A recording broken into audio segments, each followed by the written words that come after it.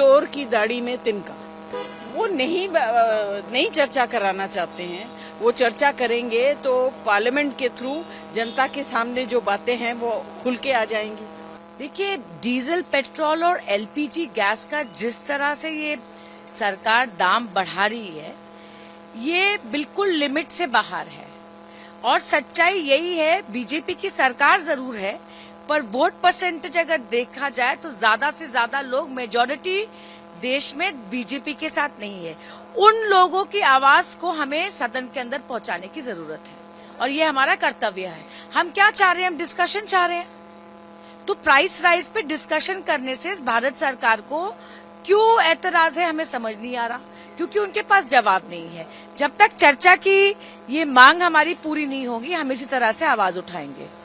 देखिए, ऑपोजिशन की इस देश में जरूरत है और ऑपोजिशन की जरूरत सिर्फ एक या दो प्रदेश में नहीं है, देश के हर कोने में होना चाहिए।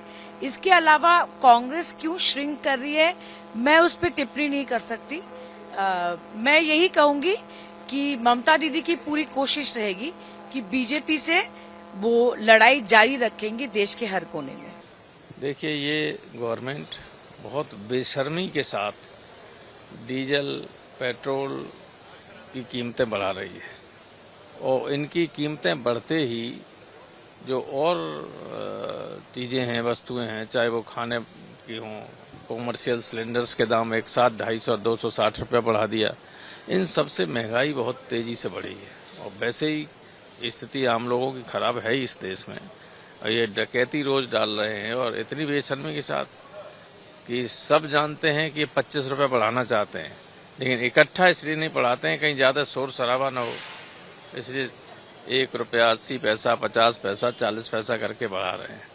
ये बहुत ही गलत है, लेकिन जनता के प्रति जब रिस्पॉन्सिबल कोई गवर्नमेंट नहीं होती, हम मान के चलती है कि जो हम करेंगे उसको ही सब स्वीकार कर लेंगे, तो इस तरह के मनमाने फैसले होते हैं और होते रहेंगे। अब आप देखिए, लंका जैसी स्थिति यहाँ भी किसी दिन हो जाएगी।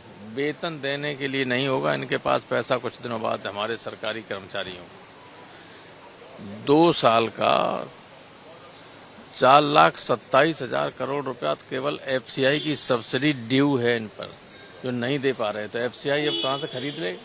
किसानों का को सब्सिडी देने, वो एमएसपी देने के लिए जो खरीदा करते हैं, कांटे लगते हैं और बफर स्टॉक वगैरह बनाया जाता है, पैसे ही नहीं कोई इनके पास, कहाँ से खरीदे?